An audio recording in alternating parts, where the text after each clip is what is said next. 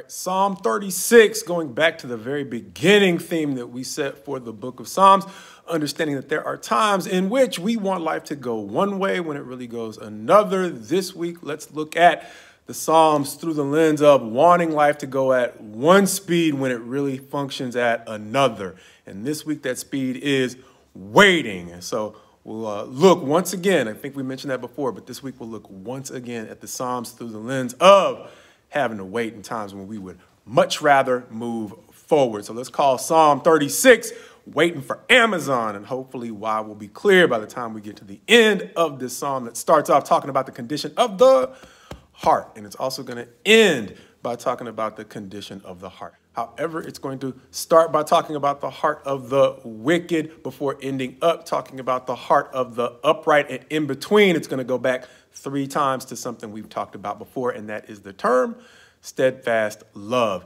giving us 3 perspectives on steadfast love. First of all, talking about its expanse or the span, talking about the way it reaches up into the heavens, yet still reaches down into the depths, and not simply the span of where it reaches, but the span of what it reaches, meaning it blesses both man and beast. But it's not going to just talk about its span, it's going to talk about its value, meaning that it has not only the power to dig us up out of pits, it provides us at its best with abundance. And more importantly, we can have a lot of stuff and we can be out of trouble, but simply head scratch in terms of which way do I go? And it's going to say it also provides us light and guidance in terms of needed direction or counsel. Things that David's discussed before, but it's also going to go on to talk about the scope of God's steadfast love. And that is what reminded me of waiting on Amazon, because much like God's steadfast love, Amazon has a huge span of where it reaches,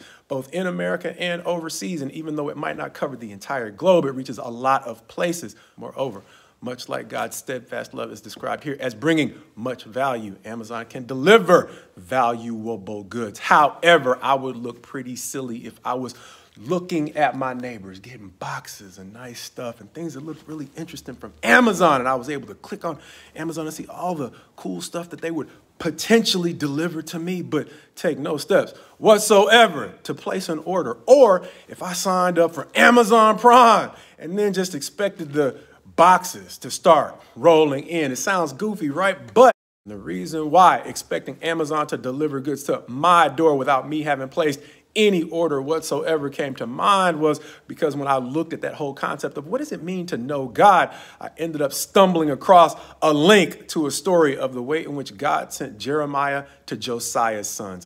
Understanding that Josiah had been king of Israel, this is the warning that God had for his sons after Josiah passed in Jeremiah 22, verse 15. Do you think that you are a king because you compete in cedar? Did not your father eat and drink and do justice and righteousness? Then it was well with him. He judged the cause of the poor and needy. Then it was well.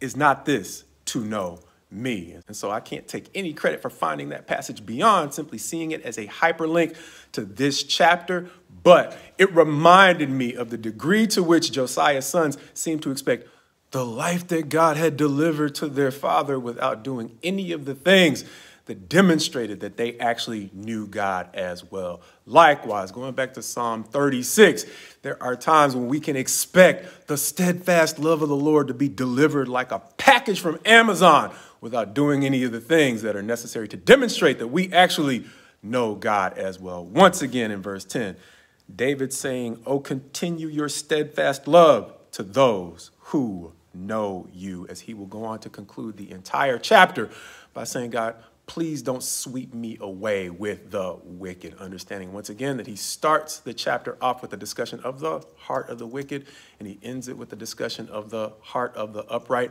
He's not going to literally say, don't sweep me away with the wicked, but the way that he concludes this chapter is reminiscent of the way that he literally said, God, please don't sweep me away with the wicked in chapter 26, and something similar that he says in chapter 28. David, a man after God's own heart, still appreciating that in order to fully make use of the scope of God's steadfast love. Even he, a man after God's own heart, has to do the things that demonstrate that he genuinely knows.